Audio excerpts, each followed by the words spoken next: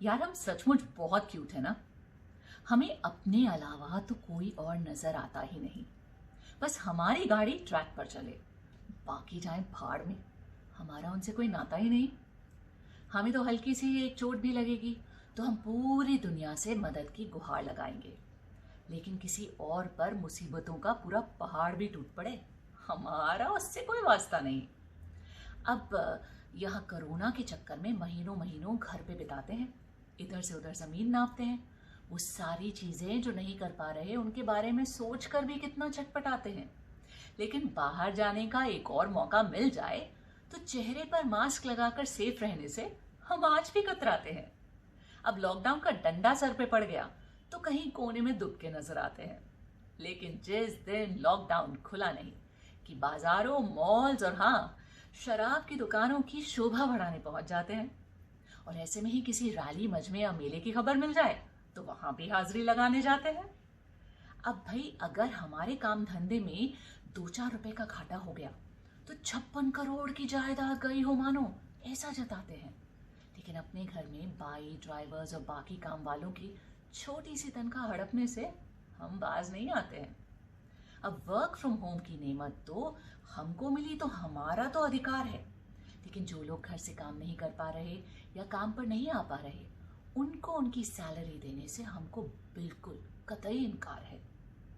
अब हमारा कामकाज सब कुछ ठीक ठाक चल रहा है, घर परिवार किचन हमारा जारी है, पर इसी बहाने बच्चों के स्कूल की ऑनलाइन फीस आधी या पूरी ही माफ कराने की सरकार से गुहार भारी है। अब फीस में कटौती के चक्कर में अगर पढ़ाई पर पड़ा असर या मेहनतकश टीचर्स और स्टाफ की नौकरी पर बनाई तो एक्सक्यूज मी, माफ कीजिए, अब कोरोना की आफत और महामारी हमने खुद तो नहीं बुलवाई ना। हम तो वैसे ही बहुत सताए हैं। आजकल हमसे चिकन, मटन, पनीर आसानी से ढूंढे जाते नहीं, और उसकी वजह से सुबह शाम के पकवान हमको तो बिल्कुल कतई रास आते नहीं। अब पता है बहुत सारे दुनिया में ऐसे लोग हैं जिनको आज की डेट में 2 वक्त की दाल रोटी नसीब नहीं, पर भाई हम ऐसे वैसे ख्याल तो अपने दिमाग में बिल्कुल लाते भी नहीं। हमारी खुद की मुसीबतें क्या कम हैं। अब जब देखो ऑनलाइन शॉपिंग पर रिस्ट्रिक्शंस लग जाते हैं और हमारे तो बैठे बिठाए यूं ही हाथ पैर फूल जाते हैं। और जहाँ तक बर्थडेज की या फंक्शंस की या बाकी चीज़ों की गुंजाइश है, जैसे तैसे वर्चुअली मनाएंगे, लेकिन जूम पर और गूगल मीट पर हम अपने कपड़े लत्ते और लाइफस्टाइल को कैसे अच्छे तरीके से शो ऑफ कराएंगे। और शादी पर 50 जमा 50 100 लोग, ये कैसा अन्याय। तो होटल को पटाकर एक ही डेट पर एक ही वेन्यू पर 4 अलग अलग नामों से बुकिंग करा के एटलीस्ट 500 लोगों की दावत पर बिना मास्क पहने हम सेल्फीज खिंचवाएंगे।